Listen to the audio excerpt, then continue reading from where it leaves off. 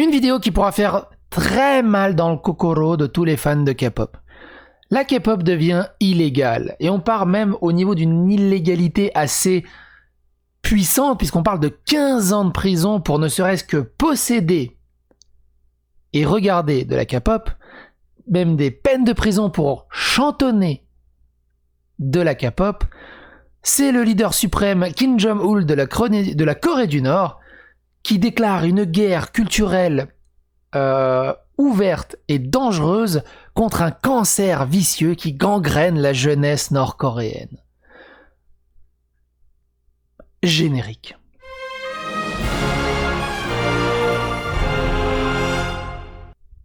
Kim Jong-un qualifie la K-pop de cancer vicieux dans la nouvelle guerre culturelle. Les musiques, les films, les drames sud-coréens gagnent le cœur des jeunes nord-coréens. Leur influence est considérée comme une menace pour l'emprise de Monsieur Kim sur la société.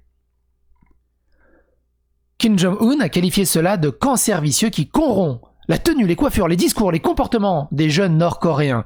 Ces médias d'État ont averti que si rien n'était fait, cela ferait s'effondrer la Corée du Nord comme un mur humide.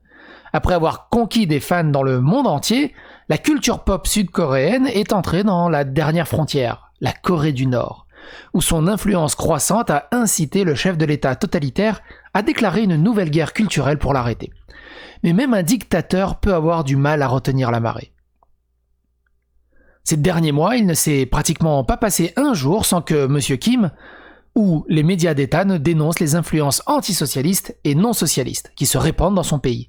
En particulier les films sud-coréens, les dramas K-dramas, les dramas coréens et les vidéos de K-pop. K-pop. Dans le cadre d'une tentative paniquée de reprendre le contrôle, M. Kim a ordonné à son gouvernement d'éradiquer l'invasion culturelle. La censure est tout sauf la crise de colère d'un dictateur Mossad. Cela survient à un moment où l'économie du Nord bat de l'aile et où sa diplomatie avec l'Occident est au point mort, laissant peut-être la jeunesse du pays plus réceptive aux influences extérieures et remettant en cause la ferme emprise de M. Kim sur la société nord-coréenne. Les jeunes nord-coréens pensent qu'ils ne doivent rien à Kim Jong-un, a déclaré Jung Kwon-il, un transfuge du Nord qui dirige un réseau qui fait passer de la K-pop en Corée du Nord. Il doit réaffirmer son contrôle idéologique sur les jeunes s'il ne veut pas perdre les fondements de l'avenir du régime dynastique de sa famille. La famille de M. Kim dirige le Nord depuis 3 générations et la loyauté des millénials du pays a souvent été mise à l'épreuve. Ils sont devenus majeurs lors d'une famine à la fin des années 90, lorsque le gouvernement n'a pas été en mesure de fournir les rations causant la mort de millions de personnes. Les familles ont survécu en achetant de la nourriture sur des marchés non officiels remplis de marchandises de contrebande de Chine, y compris des divertissements contrefaits du Sud. Il y a un reportage d'ailleurs que je vous invite à regarder de El Kingo del Rato, du roi des rats, qui a fait un reportage suite à sa visite en Corée du Nord. C'est assez intéressant et diablement bien foutu. En parlant de Corée du Sud, en parlant de K-pop, alors j'écoute pas de K-pop. J'ai eu un très gros passif avec du J-Rock, voire de la J-Pop, hein, Yumi Yamazaki, l'Arc-en-Ciel, BZ, Gact et encore plein d'autres trucs, hein, dans tous les sens. J'ai écouté un tout petit peu de K-pop, mais j'ai très vite saturé. Il y a une chanteuse de K-pop que j'écoutais à un moment. J'ai impossible de me souvenir de ce nom, et j'imagine que vous, si vous regardez cette vidéo et que vous êtes ultra fan de K-pop, vous retrouverez très facilement. C'est une nana qui chante en solo, c'est pas un groupe. Elle a une voix incroyable, elle peut monter très très haut dans les notes basses et hautes.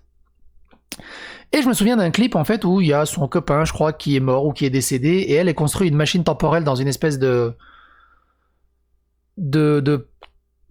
cabine téléphonique, et elle a une chorégraphie à base de mouvements d'horloger, et c'est trop bien. On dirait une musique de Disney, c'est trop bien. Si vous vous souvenez, les commentaires sont là, j'aimerais bien me la réécouter parce que je sais qu'à une époque, je me l'écoutais assez en boucle. Cette chanson-là de cette chanteuse et 2-3 autres chansons de cette chanteuse. Impossible de me souvenir de son nom. Je compte sur vous. Les commentaires sont là. Pour revenir à nos moutons.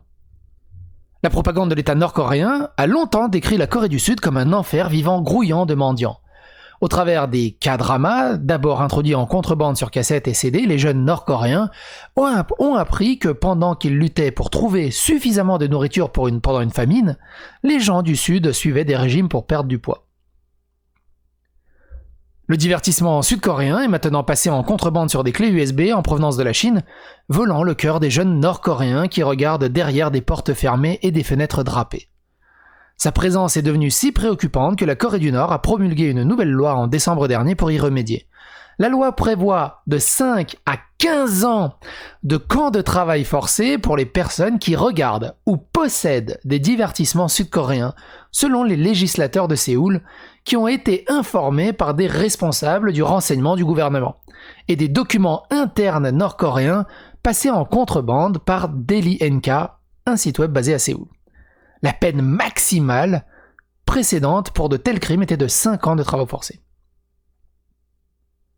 T'imagines ? Quand tu penses que certains vidéastes et la twittosphère voudraient faire quelque chose de pareil en France, du moment que tu suis certains youtubeurs, faut surtout... Allez, 15 ans de travaux forcés, on va t'expliquer c'est quoi la vie, t'as interdiction de suivre tel ou tel vidéaste. D'ailleurs, si vous faites partie de la psychosphère, n'hésitez pas à vous signaler. Coucou à vous, bisous à vous. Ceux qui remettent du matériel entre les mains des Nord-Coréens peuvent faire face à des sanctions encore plus sévères, y compris la peine de mort. La nouvelle loi prévoit également jusqu'à 2 ans de travaux forcés pour ceux qui parlent ou écrivent ou chantent dans le style sud-coréen. Même pas le droit de parler dans le style sud-coréen. L'introduction de la loi a été suivie par des mois de nouveaux diktats de M. Kim, mettant en garde contre l'influence extérieure. En février, il a ordonné à toutes les provinces, villes et comtés d'éradiquer sans pitié les tendances capitalistes croissantes. En avril, il a prévenu qu'un changement sérieux était en train de se produire dans l'état idéologique et mental des jeunes nord-coréens, et le mois dernier, le journal d'État Rodong Sinmun a averti que la Corée du Nord s'effondrerait si de telles influences proliféraient. Voilà ce que ça donne un peu les dérives, on va dire, très gauche et SJWiennes. Pour Kim Jong-un, l'invasion culturelle de la Corée du Sud a dépassé un nombre tolérable, a déclaré Jiro Hishimaru, rédacteur en chef d'Asia Press International, un site web au Japon qui surveille la Corée du Nord. Si cela n'est pas contrôlé, il craint que son peuple ne commence à considérer le Sud comme une Corée alternative pour remplacer le Nord. Les ordinateurs, les messages textes, les lecteurs de musique et les ordinateurs portables sont désormais recherchés pour le contenu et les accents sud-coréens, selon des documents du gouvernement nord-coréen passés en contrebande par Asia Press. Les femmes en Corée du Nord, par exemple, sont censées appeler leur rendez-vous le camarade.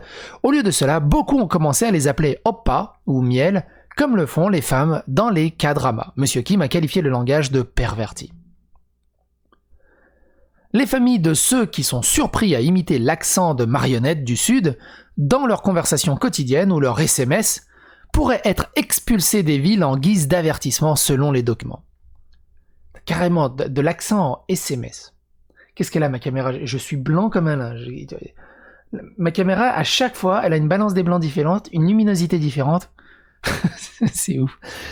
Ce n'est pas la première fois que la Corée du Nord s'en prend à une invasion idéologique et culturelle. Toutes les radios et téléviseurs sont pré-réglés pour recevoir uniquement les émissions gouvernementales.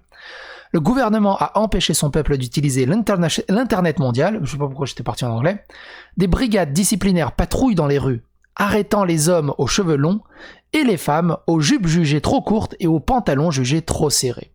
Le seul colorant capillaire disponible est le noir, selon les ambassades de Russie à Pyongyang. Mais il est peut-être trop tard pour colmater les fissures laissées dans les années 90. Monsieur Jung, 58 ans, se souvient avoir regardé Jealousy, un drama K-pop, un drama coréen, on va y arriver, sur un jeune amour alors qu'il était encore en Corée du Nord et qu'il avait ressenti un choc culturel. J'ai regardé 2 dramas coréens.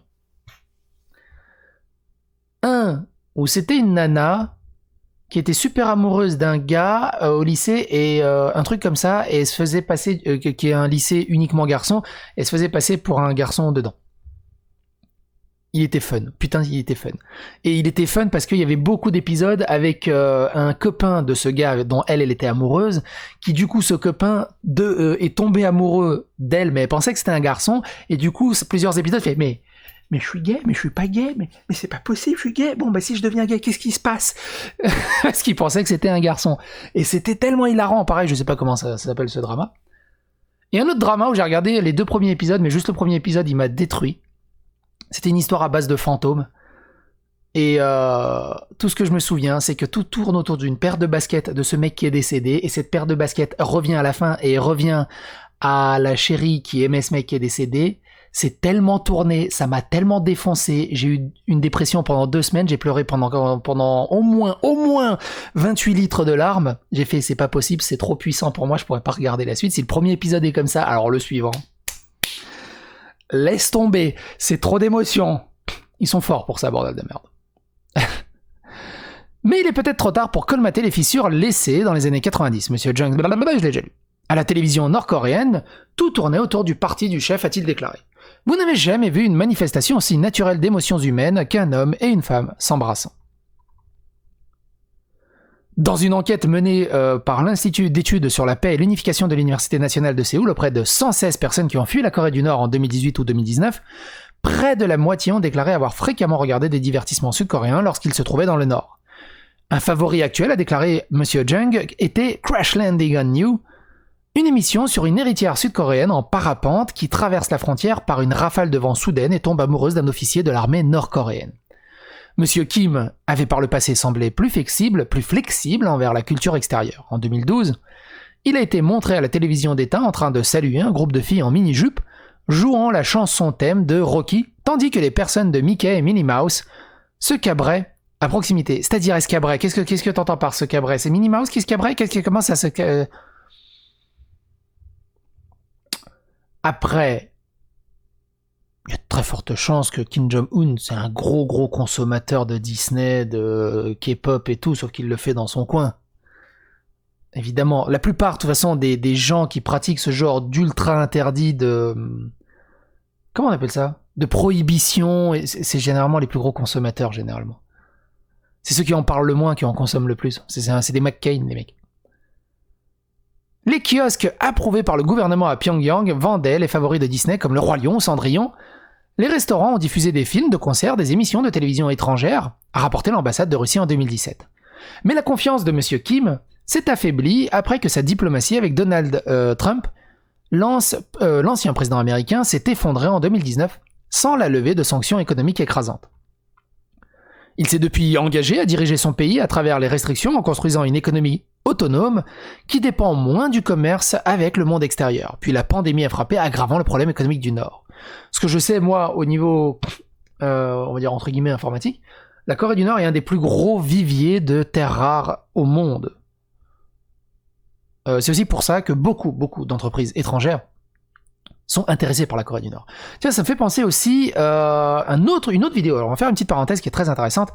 Une autre vidéo que je vous conseille de regarder, c'est celle de Arkeotoy. Arkeotoy, un énorme, excellent vidéaste spécialisé dans le jouet pour enfants, le jouet des années 70, 80, 60, enfin les vrais jouets, on va dire, entre guillemets. Pourquoi je parle de vrais jouets? Des jouets, mais plus les anciens, d'où archéologique. Mais surtout cette vidéo-là, en fait, qui vient de me popper à l'instant, c'est dessin animé français, produit en Corée du Nord, genre Pif et d'autres. Et j'ai dit, what? Ah bon? Et c'est super intéressant. Et pareil, Arkeotoy, une grande chaîne YouTube qui mérite énormément de se faire connaître.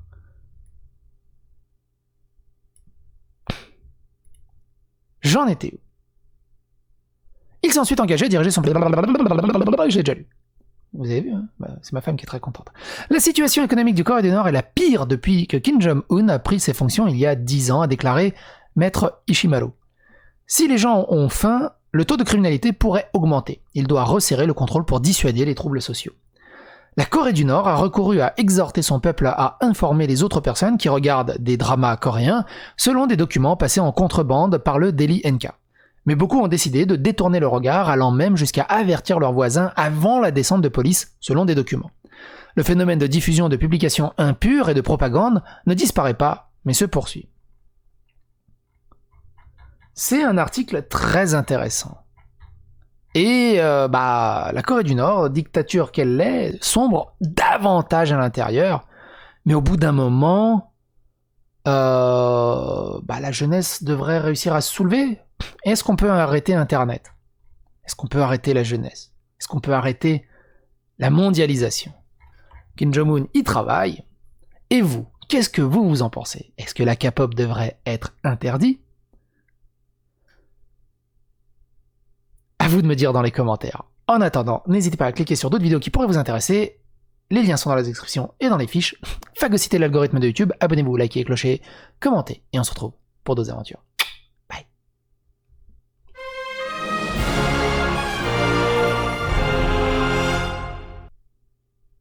Ah, j'aurais pu démarrer enfin Annyeonghaseyo, mais j'ai oublié. Ça veut dire bonjour. En sud-coréen du coup. Oh, mais merde, du coup ma vidéo va être bloquée en Corée du Nord.